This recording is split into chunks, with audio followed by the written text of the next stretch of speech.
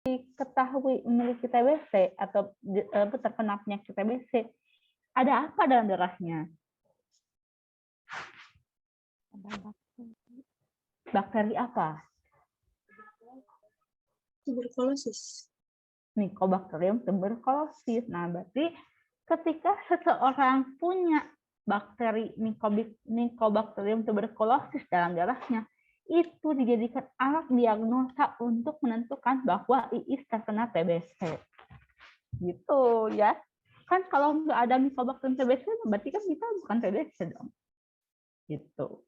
Contoh sekarang, yang lagi booming sekarang nih COVID ya, COVID. Dari mana kita tahu kita COVID? Dari mana kita tahu kita COVID?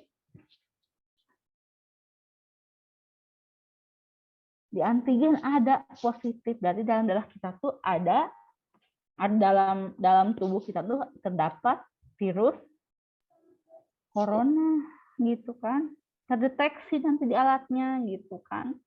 Itu maksudnya adalah alat diagnostik. Jadi mungkin ini lebih ke bakteri-bakteri atau mikroba penyebab penyakit ya. Jadi ketika seseorang terkena penyakit itu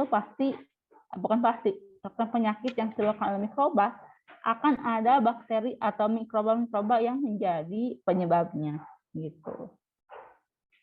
Ya tadi ya kayak misalkan kalau kita kena COVID, oh berarti dicek ada nih virus coronanya gitu. Itu kan jadi alat diagnosis gitu ya. Penentu. Jadi membantu dokter untuk memutuskan pasiennya mengalami penyakit apa gitu ya. Kalau diare juga, tapi kebanyakan kalau diare ringan itu kan cuma dikasih obat aja ya tanpa harus ke lab. Tapi kalau untuk diare yang parah itu ya, diare yang parah itu sampai muntah-muntah itu perlu ke lab, dan ketika di lab biasanya akan kalau yang benar-benar terkena mikroba itu adalah yang mengandung Vibrio cholera gitu ya. Kolera kan, kalau kolera itu kan diare dan sekaligus juga muntah-muntah gitu. Jadi sebagai indikator bahwa seseorang terkena penyakit apa gitu ya. Oke, nah kalau peran negatif itu tadi bilang untuk mikroba yang memiliki peran negatif disebut mikroba patogen ya. Kalau yang positif itu non patogen, kalau peran negatif itu adalah yang patogen ya. Itu penyebab kerusakan, penyebab penyakit ya. Berarti kalau ada orang-orang atau dari kalian yang suka menyebabkan kerusakan, berarti kalian itu patogen. Gitu ya. Nah, contohnya apa? Banyak sekali, kan tadi Ibu udah bilang kan, kalau penyebab diare itu E. coli ya. Kalau penyebab jerawat itu Propionibacterium acnes atau juga Staphylococcus aureus. Atau misalnya kalau jamur juga bisa menyebabkan kerusakan kan. Coba kalau kalian tinggalkan rumah atau benda-benda berkayu, kayak lemari kayu dalam keadaan lembab, itu kan suka rusak ya, kena jamur. Itu juga sama, jamur yang menyebabkan kerusakan pada benda-benda. Gitu ya. Virus apalagi, virus mah hampir semua virus tidak ada yang tidak patogen ya, semuanya patogen kalau virus mah. Jadi kalau kerusakan tidak kerusakan ya, virus komputer, virus laptop, virus HP itu juga menyebabkan kerusakan. Jadi semua virus itu tidak ada yang tidak patogen, semuanya patogen. Kalau untuk bakteri dan jamur masih punya sisi positifnya gitu ya. Contohnya kalau virus penyebab ketombe, ada yang tahu nggak itu penyebabnya bakteri apa jamur? Jamur ya, jamur. Kalau sariawan, jamur ya, jamur apa? Ada yang tahu sariawan jamur apa?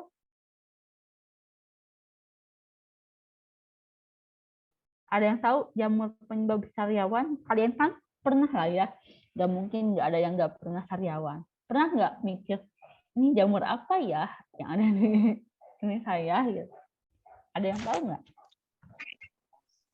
Candida. Jamur, betul, jamur Candida albicans, sama kayak jamur pada kewanitaan, alat-alat kewanitaan ya, alat kelamin perempuan gitu ya. Suka ada juga jamur Candida. Jadi kalau Candida menyerangnya pada bagian mulut biasanya menyebabkan sariawan. Tapi kalau Candida menyerangnya pada alat kelamin itu menyebabkan kepulihan ya gitu.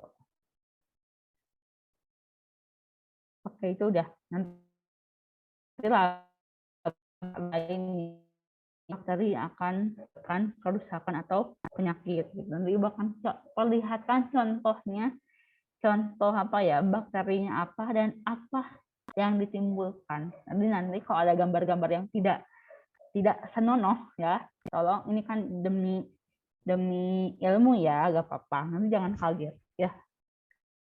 Karena ada gambar yang memang agak ekstrim sekali. Jadi siap-siap saja. Oke. Tadi untuk padukan masih jelaskannya kayak obat-obatan tuh ada yang dari mikroba juga, antibiotik ya, vaksin dan lain sebagainya. Untuk kosmetik juga ada loh yang dari mikroorganisme. Contohnya apa? Kalian tahu gak spirulina? Spirulina, nah itu kan dari bahan mikroorganisme juga. Itu spirulina banyak sekali manfaatnya untuk skincare ya, skincare, untuk dipakai masker, diminum juga oke, dibikin kapsul, diminum juga bagus ya. Nah bahkan kebetulan dulu ibu lagi S2 tesisnya mengenai spirulina. Jadi ibu menulis spirulina kan warnanya apa spirulina? Ada yang tahu nggak? Spirulina warnanya apa? Hijau. Hijau. Nah, ibu teliti ketika S2, diteliti di lab ya, diambil warna, ternyata dia tidak hanya punya warna hijau aja. Setelah diekstraksi dia mempunyai warna biru. Warna birunya cantik sekali. Biru yang cantik itu dapat digunakan untuk kosmetik juga. Mungkin ada lah beberapa orang ya yang suka menggunakan eyeshadow warna biru, itu bisa dipakai juga karena itu aman, karena berasal dari bahan alami ya, jadi tidak ada kandungan kimianya sama sekali gitu. Atau dapat juga digunakan sebagai pewarna makanan. Kan jarang ya yang dapat bahan alam yang dapat memberikan warna biru gitu ya, kecuali bunga telang gitu ya. Tapi ada juga dari spirulina ini gitu ya, sebagai mikroorganisme dapat digunakan sebagai bahan pewarna makanan, pewarna kosmetik gitu kan ya. Untuk makanan dan minuman tadi udah ibu bilang, banyak sekali makanan atau minuman yang diperoleh dari proses fermentasi mikroba ya. Tadi contohnya ada tempe, roti, peyem, yogurt, ya, susu fermentasi dan lain sebagainya lah, udah kalian tahu ya. Untuk alat kesehatan tadi disebutkan sebagai alat diagnosis ya, dapat mendiagnosis suatu penyakit yang disebabkan oleh mikroba. Begitu. Nah, ini ada sedikit pertanyaan nih buat kalian. Mengapa saya sebagai calon farmasi atau sarjana farmasi perlu belajar mikrobiologi? Coba saya tanya. Coba Anhar.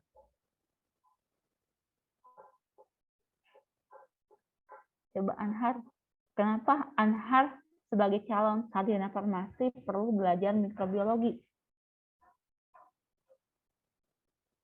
Anhar menghilang. Ya, Bu. Iya, coba Anhar, gimana? Kenapa sih? Tadi kan udah belajar, udah ibu kasih tuh banyak sekali contoh-contoh manfaat-manfaat dari mikroba itu apa, gimana coba. Jadi kenapa sih saya harus mempelajari nih? Kan sebenarnya ada ya jurusan kuliah juga ada yang khusus kuliah jurusan mikrobiologi. Tapi kenapa sih di farmasi pun saya masih belajar nih mikrobiologi? Kenapa kira-kira? Karena bisa digunakan sebagai salah satu bahan obat. Hmm, Terus ada lagi? Ada lagi ya? Coba Iis. Untuk mempelajari mikroorganisme yang berhubungan dengan obat, bahan makanan, karena terus kalau dari penyakit juga kan, jadi kayak misalkan yang tadi kata Ibu, yang kalau misalkan sakit terus dicek lab, terus ini virus atau bakterinya apa, jadi si dokter atau farmasis juga bisa tahu kalau ini obatnya pakai apa gitu. Nah, betul. Itu ya yang paling utama itu ya. Jadi ketika seseorang, kan kadang ada orang atau pasien yang suah medikasi ya ke apoteker kan. Jadi maksudnya tanpa ke dokter pun dia tuh datang ke kita minta ke apoteker, Bu, saya tuh lagi sakit ini, misalkan dulu saya sakit tenggorokan, panas, demam. Nah, kadang kan itu juga kalau kita nggak tahu apa penyakit-penyakit yang disebabkan oleh mikroba, kita kan nggak bisa menyarankan antibiotik kan. Nah, ya biasanya kan kalau orang yang nggak tahu udah dikasih paracetamol aja. Padahal kan kita bisa juga menambahkan antibiotik di sana kan ya. Antibiotik yang dapat mengurangi infeksi bakteri atau virus gitu ya. Gitu. Jadi dengan kita belajar mikrobiologi, khususnya untuk bakteri dan jamur dan virus itu, kita belajar bagaimana pertumbuhannya. Jadi kan ada istilah, kenapa sih kita mesti minum antibiotik harus dihabiskan. Nah, kalau kita nggak belajar teori mikrobiologi, kita nggak bakal bisa menjelaskan, atau minimal kita nggak bisa paham untuk diri sendiri, gitu ya. Nah, jadi kan minum antibiotik obat lanjutnya. Jadi kali pertama ketika dikasih sakit nih, dikasih antibiotik, dikasih antibiotik apa contohnya amoxicillin, tapi karena nggak dihabiskan, ketika kedepannya kalian sakit lagi dengan gejala yang akan sembuh ya, itu kan kalau kita tidak mempelajari ya, kan kepada pasien gitu ya antibiotik gitu. Kan antibiotik juga ada yang antibiotik golongan spektrum luas, spektrum sempit kan ya. Itu spektrum luas, spektrum sempit itu ada hubungannya dengan gram negatif, gram positif. Apa sih bakteri gram positif itu? Apa sih gram negatif itu? Gitu kan. Itu hubungannya dengan struktur bakteri. Jadi kan kalau kita nggak tahu struktur bakteri gimana, itu kita nggak bisa paham maksudnya apa sih spektrum luas, antibiotik spektrum luas, antibiotik spektrum sempit. Oh, spektrum luas mah untuk bakteri-bakteri yang bisa gram positif, bisa gram negatif. Kalau spektrum sempit mah hanya untuk gram negatif saja atau gram positif saja. Gitu. Nah, emang apa sih gram positif, gram negatif? Oh, itu hubungannya dengan struktur sel bakterinya yang berbeda. Gitu. Jadi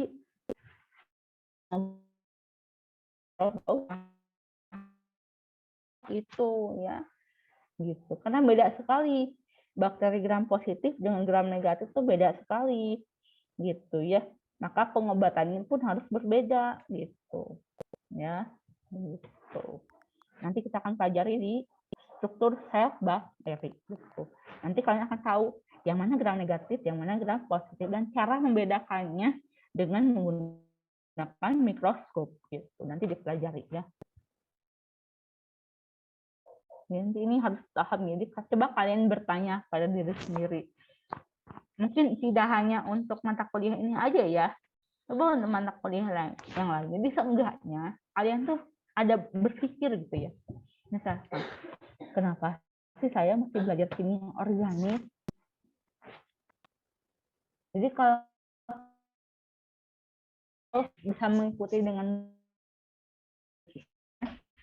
kita mata kuliah ini untuk apa? Kalau kimia organik, kenapa sih saya harus belajar kimia organik gitu kan? Padahal kan pasien doang, enggak. Di kimia organik kalian belajar penulisan rumus kimia. Dalam obat tuh kadang nggak dituliskan nama latinnya aja, tapi nama rumus kimianya. Kan kalau kalian nggak belajar kimia organik, kita nggak bakal tahu ini maksudnya apa ya. C2H5OH itu apa? Oh, etanol. CH3OH apa? Oh, metanol. Gitu kan. Kalau kalian nggak belajar kimia dasar kimia organik, kalian nggak bakal tahu hal itu. Jadi sebelum kalian memulai perkuliahan, coba tanya pada diri kalian sendiri, apa sih manfaat saya mengikuti mata kuliah ini? Gitu. Misalnya, ketika kita tahu manfaatnya apa, kita akan semakin serius mengikuti mata kuliah tersebut. Gitu, ya. Gitu. Oke. Nah, lanjut. Nah, sebenarnya mikrobiologi itu banyak sekali ya bidangnya. Ada mikrobiologi analisis, mikrobiologi medik, ya, mikrobiologi lingkungan. Nah, kalau di industri adalah biasanya mikrobiologi itu yang tadi ya, contoh kayak pembuatan minuman susu berfermentasi, kan udah jadi suatu industri ya, kayak Yakult ya, itu udah jadi satu industri yang pasti dikembangbiakan di sana. Ada yang tahu nggak nama bakteri pembuat susu fermentasi? Ada yang tahu? Apa? Lactobacillus. Iya. Apa nama panjangnya? Ada yang tahu nama lengkapnya itu kan ada penemunya. Lactobacillus L. shirota strain, ya, gitu. Itu kan penemunya Bapak. Jadi oke. Untuk mikrobiologi analisis yang tadi ya, analisis misalkan kita menganalisis ini dalam suatu sampel minuman atau sampel makanan, kan pasti ketika suatu makanan atau satu minuman yang udah mikrobiologi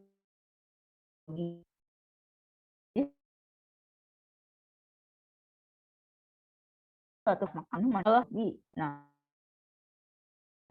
apakah dalam makanan atau minuman tersebut itu terkandung mikrobiologinya berapa banyak nih? Kan harusnya 0 ya, tidak boleh ada sama sekali. Nah, itu namanya mikrobiologi analisis gitu. Biasanya di lab-lab kayak Badan POM gitu ya. Mikrobiologi medik yang tadi ya, dalam menentukan diagnosa gitu. Jadi kalau kita diketahui penyakit TBC, oh mungkin dalam darah kita ada bakteri Mycobacterium tuberculosis. Oh kita sakit kolera, berarti ada Vibrio cholerae gitu ya, dan lain sebagainya. Kalau mikrobiologi lingkungan itu hampir sama dengan mikrobiologi analisis, cuma lebih ke lingkungan. Contohnya kita mengetahui kadar mikroba dalam air PDAM misalkan, atau air yang ada di suatu instansi gitu ya. Itu maksudnya ke mikrobiologi lingkungan, lebih ke lingkungan gitu.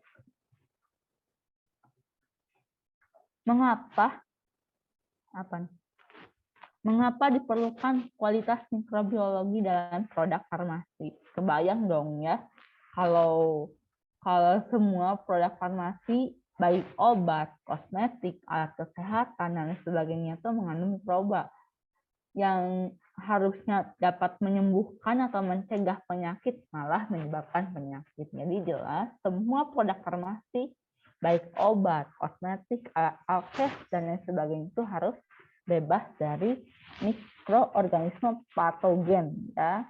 Karena ingat, suatu produk farmasi itu harus aman, bermanfaat dan berkualitas. Jadi aman dulu nih yang pertama. Aman dulu. Walaupun obat yang bermanfaat, berkualitas, tapi tidak aman, itu tidak akan lolos. Ya. Jadi kalau ditanya, obat yang baik itu yang kayak gimana sih? Kosmetik yang baik itu kayak gimana sih? Yang aman. Pertama aman, kedua bermanfaat, ketiga berkualitas. safety, efficacy, dan quality. Itu 3 ya. Jadi kalau ditanya nanti ketika dimanapun, Neng obat yang baik itu yang kayak gimana, kosmetik yang baik itu kayak gimana yang tadi, yang safety, efficacy, dan quality. Ya. Kalau obat udah aman, udah bermanfaat, ada efeknya, berarti itu udah pasti berkualitas. Ya. Kalau obatnya tuh, oh iya nih manjur obatnya tuh manjur, tapi menyebabkan efek yang lain, berarti itu belum aman. Ya, gitu. Oke.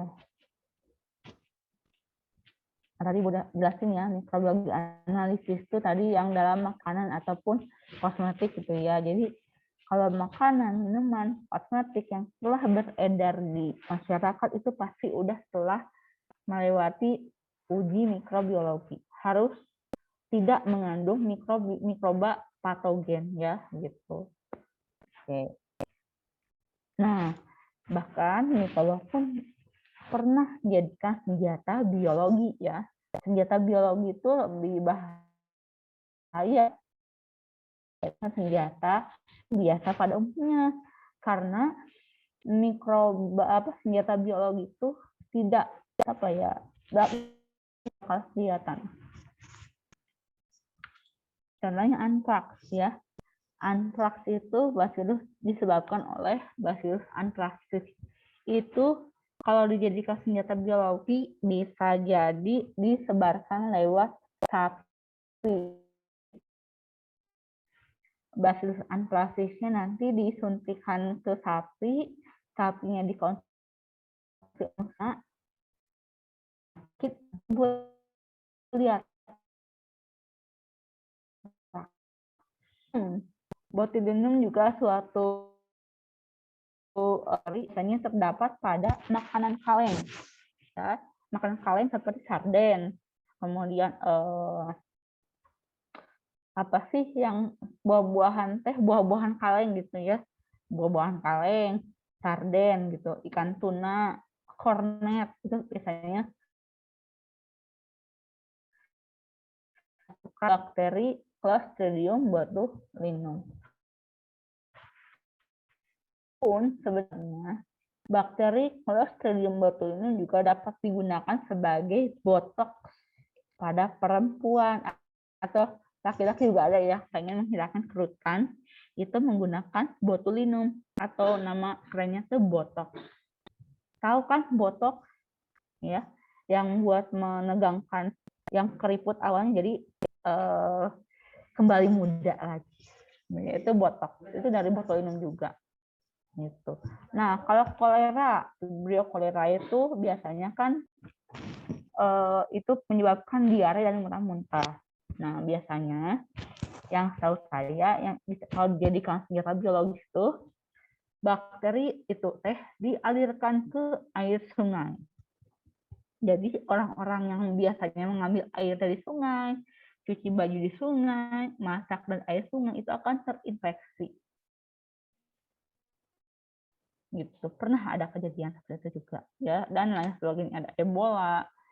Bahkan katanya ya kan ini ada teori konspirasi virus COVID itu juga katanya teori konspirasinya seperti itu juga sebagai senjata biologis gitu. Corona disebarkan untuk tujuan-tujuan yang tidak terpuji gitu ya. Dan lain sebagainya. Ini dapat dijadikan senjata biologi. Nah, ini adalah contoh orang yang terkena antraks atau kita sebutnya sebagai penyakit sapi gila ya. Sapi gila, crazy apa? Crazy cow. Sapi gila ya. Jadi awalnya tuh menyerang hewan ternak dulu seperti sapi kan, sapi yang terkena penyakit, terkena Bacillus anthracis. Mungkin pada sapinya tidak terlihat, tapi ketika dikonsumsi oleh manusia akan seperti ini ya. Jadi kayak awalnya itu melepuh ya, jadi menghitam. Ini baru sebagian. bisa jadi sampai ke seluruh tubuh melepuhnya gitu ya. Kayak gini ya. Nah, kehebatan dari bakteri ini tuh dia tahan panas. Jadi kalaupun misalkan sapinya yang udah terinfeksi bakteri ini kita masak juga dia gak bakal hilang. Ya. Karena dia tahan panas, tidak berwarna, tidak berbau, tidak berasa. Jadinya itu cocok sekali untuk senjata biologis. Ya, kita nggak bakal bisa nyium nih baunya. Oh, ini ada bau-bau antraks, nggak bisa. Oh, ini rasa antraks, tidak bisa. Atau ini warnanya kayak gini, nggak bisa. Jadi itulah bahayanya kalau dijadikan senjata biologis. Jadi nggak langsung ke manusianya, ke hewan dulu. Kan kenapa ke hewan dulu? Karena kan biasanya yang makan hewan tuh kan banyak orang ya. Jadi bisa banyak orang yang targetnya tuh banyak orang. Karena kan nggak mungkin seorang makan satu sapi. Ya. Jadi gitu. Pintar-pintarnya orang tuh nanti hewan-hewan ternaknya dimakan oleh banyak orang ya. Jadi kan sekaligus bisa menyerang banyak orang gitu. Dan tadi dia tidak tahan panas sekali, sangat stabil ya, mau digimana pun dia tetap stabil, berdiri tegak gitu ya, tidak berwarna, tidak berbau dan tidak berasa. Jadi ketika sapinya terkena dimakan oleh manusia, ya manusianya akan kena seperti ini. Lanjut. Ini kita akan mulai ke mikroba penyebab penyakit ya. Nah, ini kata Ibu kalau kalian tidak hati-hati dalam berkontak dengan Staphylococcus aureus. Ya, kebayang kayak juga kalau nanti kalian di lab kan pasti ya di lab itu nanti kita pasti minimal menggunakan S. aureus dan E. coli. Nah, kebayang kalau kalian hore gitu nya dengan teman Iis teh nyebratkeun eta ngelemparin tabung reaksi yang ada S. aureusnya ke muka Nisa. Oh, Nisa kayak gini mukanya. Amit ya. Gitu. Tidak hanya menyerang muka, pokoknya seluruh permukaan kulit yang terkena aureus akan seperti ini gitu. Makanya kata Ibu nanti ketika di lab praktikum gunakan pakaian yang tertutup ya. Tutup kaki pun harus tertutup. Karena takutnya ada ya menetes ke kaki gitu ya. Gitu kan kita nggak tahu ya nanti gimana keadaannya, bisa jadi nggak sengaja atau gimana terkena ke tubuh kita akan terkena infeksi seperti ini. Ini mungkin nggak kayak jerawat ya. Kalau jerawat tuh Propionii acnes. Nah, kalau ini mungkin lebih kayak apa ya? Melepuh-lepuh gitu di muka gitu, gatal-gatal tapi gitu ya. Kayak ruam-ruam lecet. Panas, mukanya panas gitu. Dan kayak berair gitu. Nah, ini. Tapi lucunya, lihat di foto, walaupun mukanya kayak gini, dia tetap senyum. Ya kan? Dia tetap senyum. Oke, lanjut. Nah, ini apa? Ada yang tahu ini apa? Iis kok ngerung tahu ini apa, Iis? Itu gonore. Nizar tahu nggak? Ini apa? Hah? Nah, ini adalah contoh laki-laki yang kena infeksi gonorhe ya. Ada yang pernah mengalami seperti ini, Nizar? Sebenarnya pada perempuan juga bisa ya. Cuma Ibu tidak lebih memilih menampilkan yang laki-lakinya dibandingkan yang perempuan. Perempuan juga ada Ibu punya, cuma asal gimana kita kalau perempuan. Mendingan laki-laki aja lah Ibu tampilkan. Ya, jadi ketika seseorang yang terkena infeksi Neisseria gonorrhoeae itu akan keluar kayak gini ya. Dan itu berbau ya, berbau dan mengeluarkan cairan-cairan putih kayak gini. Nah, itu juga ini menular ya. Ini menular kalau terjadi hubungan seksual ya. Gitu. Gitu ya. Gimana Hendy? Hendy pernah sepertinya yang di amit-amit ya, gitu ya. Dan biasanya memang terkena ketika ini kebanyakan orang yang terkena itu ketika sering jajan di luar. Maksudnya sering menggunakan atau berhubungan seksualnya itu ganti-ganti pasangan seperti itu ya. Oke. Nah, ini kalau orang terkena infeksi Treponema pallidum ya, ini kayak penyakit jengger ayam. Nah, nih dia kenanya di mulut jadi kayak gini, kayak jengger ayam gitu bergelambir. Ya. Kurang lebih sama sih ya, kayak luka-luka gitu, cuma emang ini kenanya di bibir kebetulan. Bisa di mana aja kenanya, cuma ini kebetulan di bibir. Ini kayak gini, ini basah ya, luka basah gitu.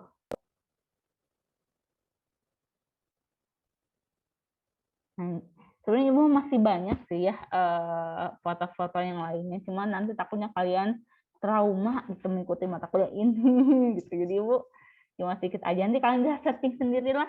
Coba gimana sih kalau gonorrhea yang pada perempuan, silahkan cari sendiri. Gitu ya.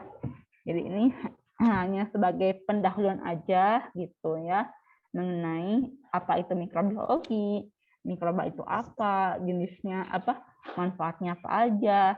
Terus Ibu sedikit tadi menjelaskan mengenai beberapa bakteri yang dapat menyebabkan penyakit dan akibatnya seperti apa gitu ya.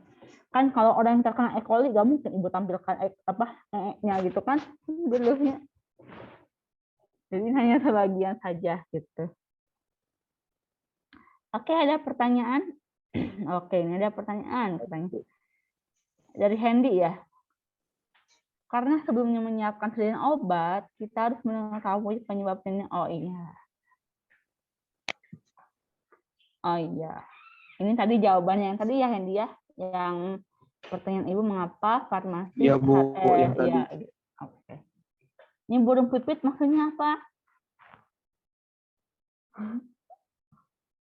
Burung pipit maksudnya apa, Hendy? Hendy? Enggak Bu, itu bercanda Bu. Oke ya.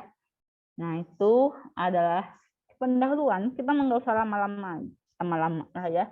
Ini baru pendahuluan mengenalkan apa itu mikrobiologi farmasi pada kalian, manfaatnya, definisinya, dan sedikit selintas ya foto-foto yang cukup gimana, apa katanya, menyeramkan, apa lucu atau unik.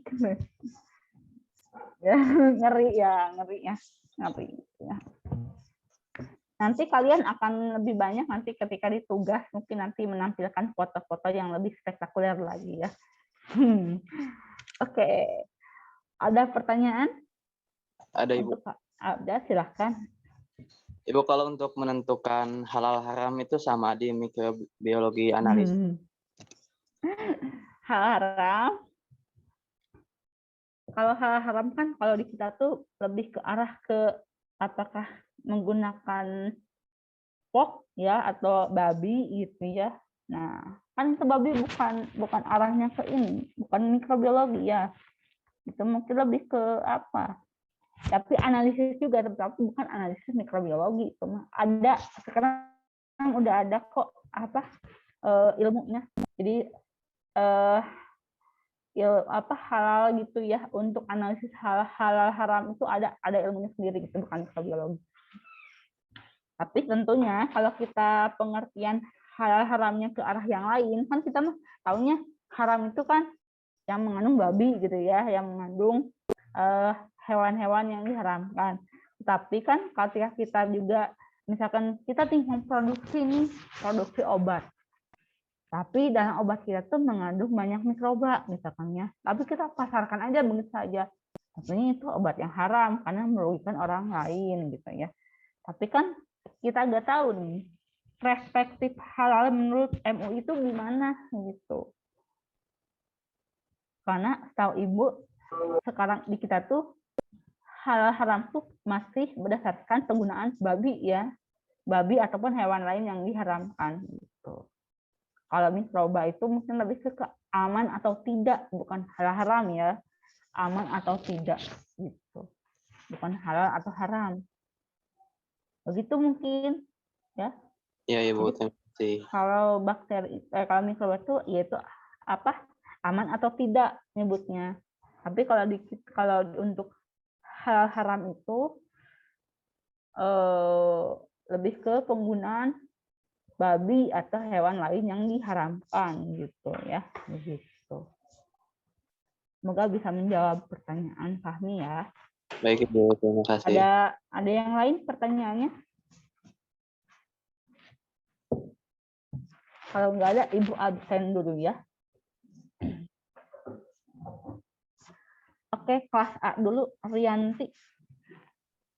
Hadir, Bu. Anissa, Hadir, Bu. Kira, Tania. Ibu, maaf, Ih. Adek Ayu. Kenapa Ade Ayu? Hadir. Oh iya, nanti dulu Ibu akan ngabsen dulu yang ada di Simantap dulu ya. Iya. Oke, Syira, Ibu Sirate Hadir, Bu. fotonya Ini Bu ada. ada ya. Iya. Fitri Fajia, Hadir. Nisa Nur Fauzia, Hadir, Ibu. hadir ya. Yunita, hadir, Bu. oke. Harvia, Harfiah hadir, Bu. Hadir, Bu. Vicky Apriana, Vicky hadir, Bu. Ada. Oke. Ratna Nur Fadila, Hadir, Bu. Fasha, Iis, Hadir, Bu. Selvia. Hadir, Bu. Oke, yang belum ada di sistem nanti ya, Ibu absen dulu ya. Ada di sistem. Oke, sekarang kelas B.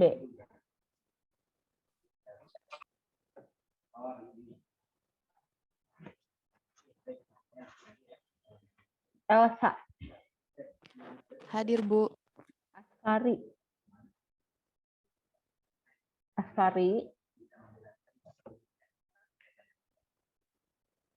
Asfari, Hadir.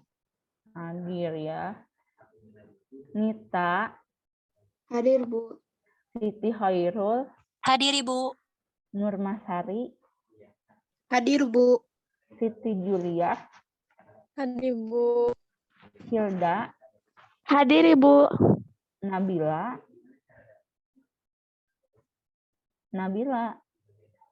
Hadir, Ibu. Taufik Ibnu, Hadir, Ibu. Hadir, Ya. Bu. Neng, Neng hadir, Bu. Azkia, Hadir, Ibu. Dewi, Hadir, Bu. Neng Popi, Tiara, Hadir, Bu. Jihan, Hadir, Bu. Amelia, Hadir, Bu. Siti, Hadir, Bu. Rika, Hadir, Bu. Ulfa, Hadir, Ibu. Arfani, Hadir, Ibu. Rapika, Hadir, Bu. Anisha. Hadir, Ibu. Oke, sekarang kelas C.